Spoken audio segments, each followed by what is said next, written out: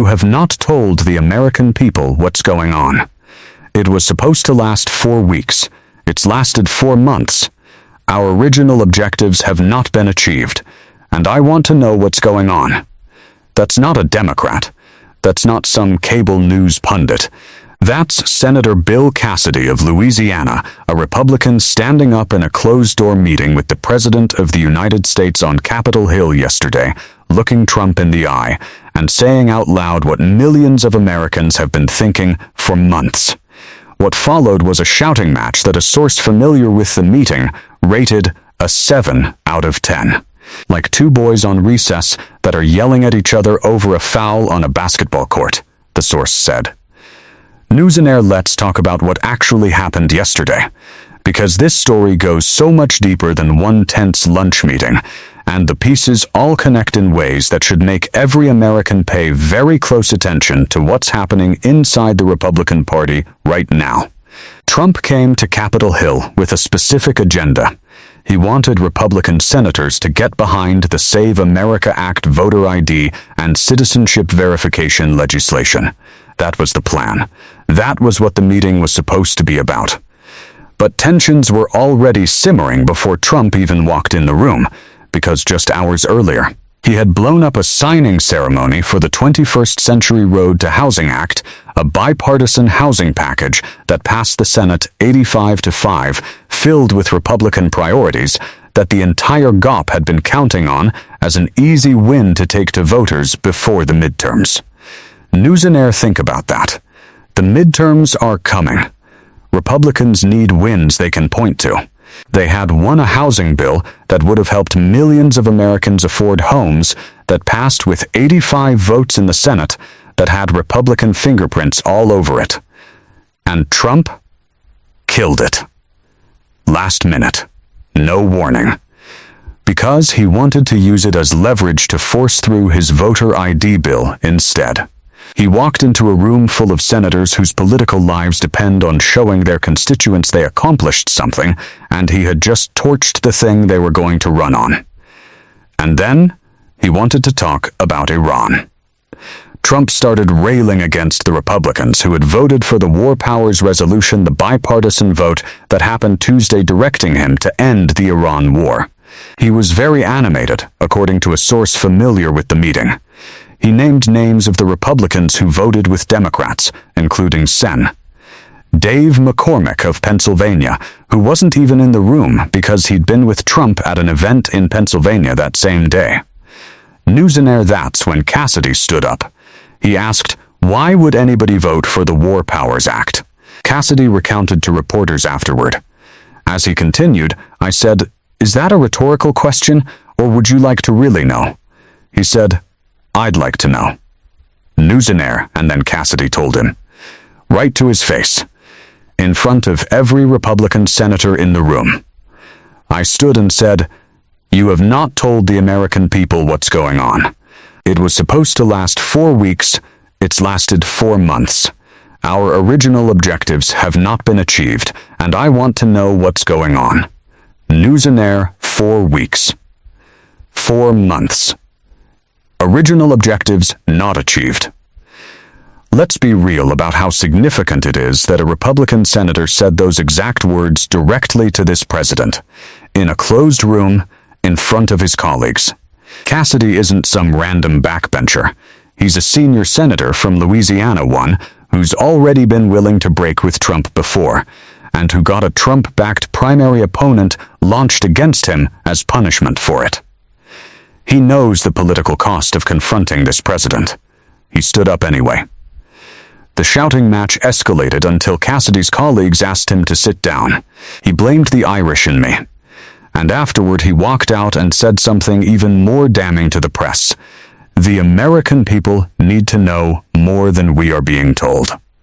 The Senate needs to know, and it does not appear, although I don't know for sure, that the course of this is going the way that we were told. News and Air, the Senate needs to know. This is a sitting senator on the president's own party saying carefully, cautiously, with appropriate hedging, that he doesn't think the war is going the way the administration said it would, that he doesn't have confidence the peace deal is working. that Congress has not been fully briefed on a memorandum of understanding that commits the United States to potentially hundreds of billions of dollars in Iran reconstruction funding and redefines America's posture in the Middle East. Lawmakers have still not been fully briefed on the memorandum of understanding Trump and Iranian leaders signed last week. Let me say that again clearly.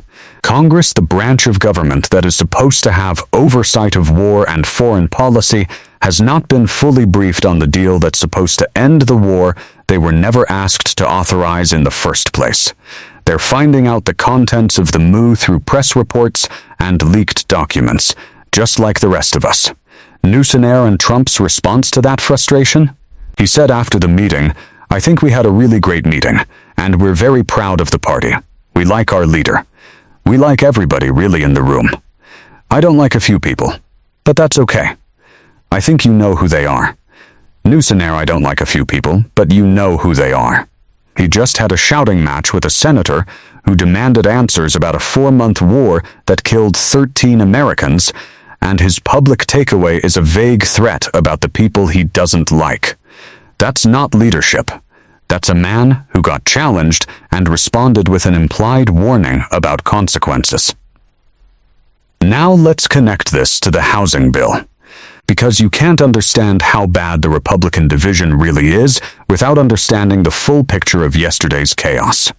That housing bill, the 21st Century Road to Housing Act, wasn't some liberal wish list.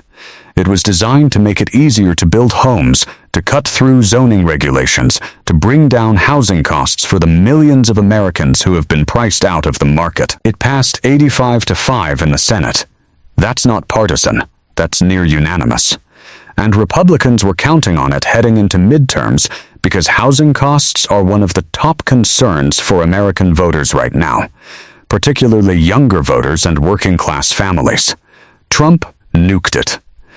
Not because he had a policy objection to making housing more affordable, because he wanted to use it as a bargaining chip to force through voter ID legislation that Senate Democrats are blocking, and that Senate Majority Leader John Thune has already told Trump he doesn't have the votes to pass. So he blew up a bill that would have actually helped real Americans afford homes in order to try to muscle through a bill that has no path to becoming law.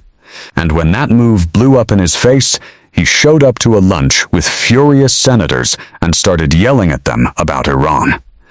Republicans leaving the meeting said the housing package didn't come up, and neither did a solution to finding a path forward on the Save America Act.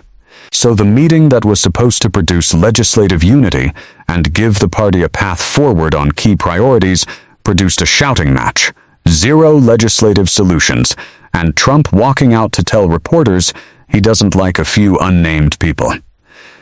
Nusener hears what this moment means for the midterms, because the midterms are really what this is all about. Republicans control the House and the Senate.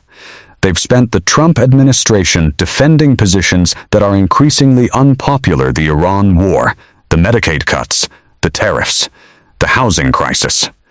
They needed wins. They had a housing win in hand. They don't have it anymore.